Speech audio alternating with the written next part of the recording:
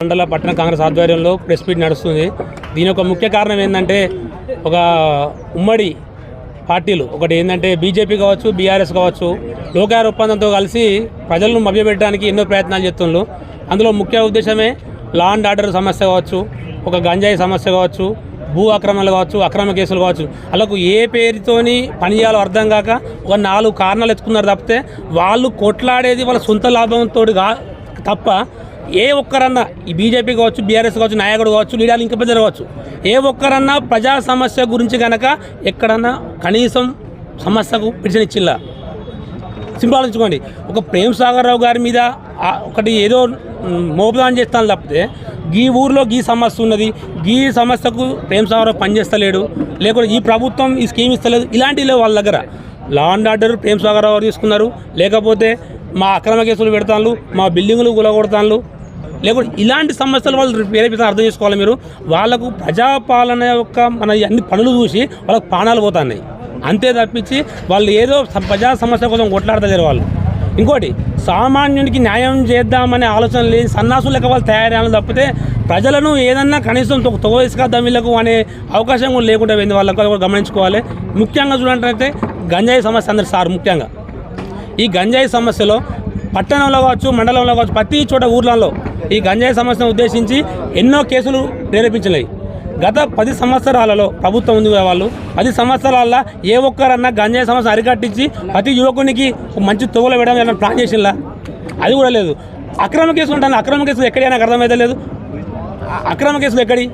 అక్రమ కేసుల సమస్య ఎక్కడ కూడా లేదు. ఎందుకు అంటే వాళ్ళ వైపు కేసులు వస్తానే వాళ్ళు చేసిన తప్పుల కోసం అని చెప్పి అక్రమ కేసులు అంటారు. ఏ సామాన్యుని మేము కేసు పెట్టినా ప్రభుత్వం కింద ఒక సామాన్యున ఒక నాయకుడి మీద కాకుండా ఒక ఓటర్ మీద ఒక సామాన్య పిల్లల మీద సాగిన కేసు పెట్టిండా? వాళ్ళు ఏదో ఇన్ని రోజులు పదవులు ఆశించిండ్రు, పైసలు సంపాదించిండ్రు, 10 ఏళ్ళ పాలనలో ప్రజల సొమ్ము దోసుకున్నారు. వాళ్ళ మీద అక్రమంగా దోసుకున్న కేసులకు ఇన్ని రోజులు ఎవరు తిరుగుబాటు చేయలేకపోయినాం. మేము ప్రతిపక్షంలో ఉండి ఎన్నోసార్లు రోడ్డెక్కినాం. మా ఆ సమస్యలో సార్ కూడా మాకు సహకరించిండు. అయినప్పటికీ ఆనాడు అధికారులు కావచ్చు, వాళ్ళ ప్రభుత్వం కావచ్చు, ఏ ఒక్కరు మాకు సపోర్ట్ చేయలే. అప్పుడు వాళ్ళ కేసులు లెగ్గలే కనీసం మేము కొట్టానే కూడా. అలాంటిది ఇలా మాకు అవకాశం వచ్చింది. సామాన్య ప్రజల సొమ్ము తిన్నారు వాళ్ళు.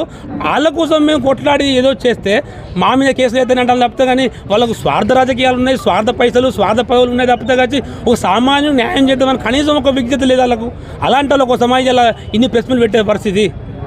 వాళ్ళ ఇలా సార్ గురించి మాట్లాడే విషయం గురించి ఏ ఒక్కరన్నా నాకు కొమ్మగూడెం ఫర్ ఎగ్జాంపుల్ లక్ష్మీ మండల్, ఈ మండలంలో ఈ ఊరిలో సమస్య ఉన్నదని ఒక్కరు మాట్లాడి చూస్తా, బీఆర్ఎస్ కానీ బీజేపీలు కానీ ఒక్కరు ఇప్పటికి 10 నెలల నుంచి ఒక్క సమస్య లేదు కనీసం సామాన్యుల గురించి.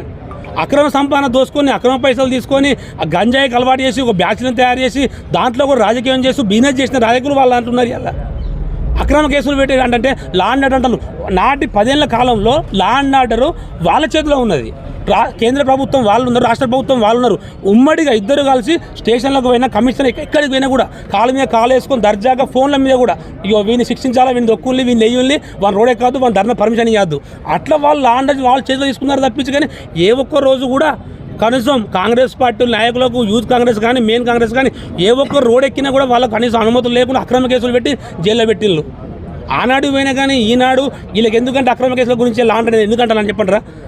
ఇవాళ ఒకళ్ళు ఇద్దరు దొరికిపోయారు వాళ్ళ కేసులు. భవిష్యత్తులో మేము కూడా దొరుకుతాం, మా పరిస్థితి ఏమవుతుందో అని ఏదో ముందు జాగ్రత్త కొద్దీ 2 అడుగులు ముంగడికి ఎత్తాలి. కానీ ఆయన అడువై మీ ప్రతి ఊర్లో గ్రామ సమస్యల వల్ల ఇంతమంది సామాన్యులు ఉన్నారో వాళ్ళందరూ మిమ్మల్ని రోడ్డుకు వీరుస్తారు. వాళ్ళతోనే మీ బతుకు నాశనం అవుతుంది. అంతకు మించి మీకు అక్రమ కేసులను నిరూపించుకోవాలనుకుంటే కోర్టుకు వెళ్ళండి, అడ్వకేట్లు ఉన్నారు, మీకు అన్ని తీరు నెగ్గి బయటకు రండి, అప్పుడు మేము దాన్ని యాక్సెప్ట్ చేస్తాం. కానీ దీన్ని అక్రమ కేసులను మాత్రం మీరు అనుకోకుండా అసలు లేదు. ప్రేమ్ సాగర్ నాయకత్వాన ప్రజాపాలన ప్రభుత్వం చాలా ముందుకు సాగుతుంది.